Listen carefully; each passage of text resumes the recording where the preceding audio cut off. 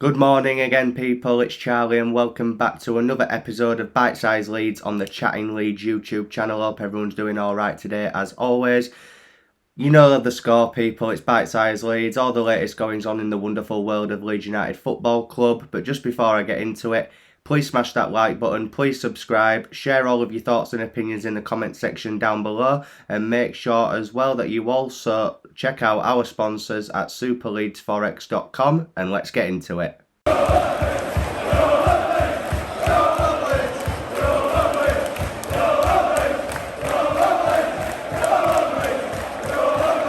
So then, let's get into it, people. First up, it's the news that Leeds United have been linked with Daryl Dike, who is a striker from Orlando in the MLS. Now, it's interesting that Leeds United have been linked with a striker. I know that it's an area that some people feel like Leeds need to develop in. But for me, you know, we've got the likes of Bamford, we've got Rodrigo, and we've got Joffrey Gellart as well. There is another player that Leeds United have up front, but we'll be touching on him in just a second. From what I've seen of Dijk, you know, he does look like he's a good goal scorer, but it's in the MLS. I know that you shouldn't really judge a player based on the league that he plays in. You know, there's people that have slagged off as being linked with Swift from Reading, even though he's in the Championship, but he is a top player. Daryl Dijk looks alright, if I'm honest with you. It just depends on the fee that Orlando ask for, because if it's too much, then there's no point, in my opinion. Based on the options that Leeds United already have, it could affect the development of Gellart as well. I think if Leeds were to get a striker, it would need to be a much more well-known and much more prolific striker. Sorry if I sound bunged up, people. I've come down with a bit of a cold, so apologies for that. But yeah, as for Daryl Dijk, don't get me wrong, if Leeds signed him, I'd get behind him and everything. I just don't feel like it's an area that Leeds need to focus on. I feel like the midfield and maybe a new left-back to cover Firpo, I think, is our main concern. Now, the other striker that I was going to get onto actually leads us into the next thing that I wanted to cover on this episode of Bite-Size Leeds, and that's Sam Greenwood. Has been linked with a loan move away from Ellen Road to Championship side Swansea. Now, I think this would be a good move for Greenwood. He's not getting as much opportunity in the first team as Joe Gellart is.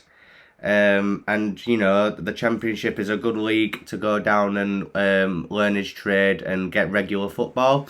And it's a tough league as well, so it'll be quite good for him to get that experience of playing at that level and the intensity that the Championship entails. We know that too well, that it's a very hard league to get out of, and it's a very hard league to play in. So it'll be good for Greenwood to go there and, you know, have some experience. I feel a bit sorry for Greenwood, actually, because for the under-23s, he does look like a real top talent.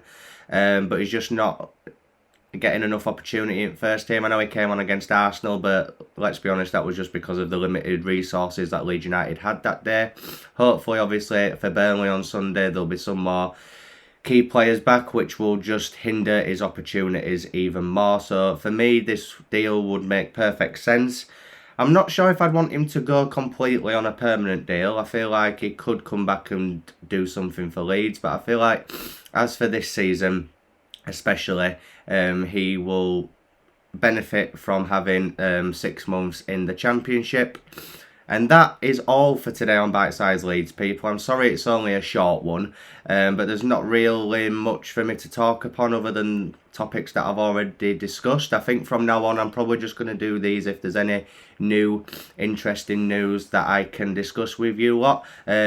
Make sure that you tune in tonight at 7 o'clock, because I'll be back with Opposition Focus ahead of the Burnley game on Sunday. I will be joined by Turfcast TV once again. They came on and helped me with a video earlier on in the season when we drew with them at Turf Moor.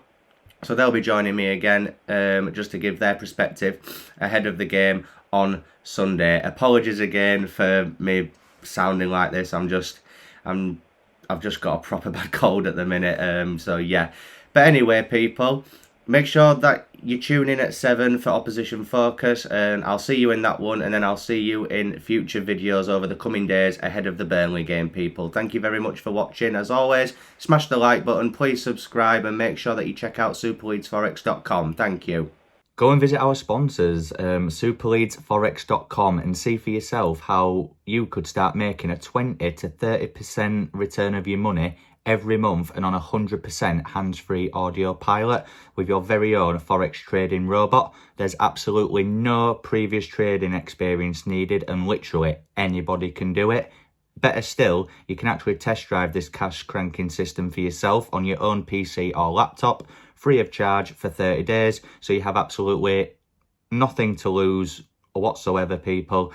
You can get all the exciting info right now at superleadsforex.com, so go check it out.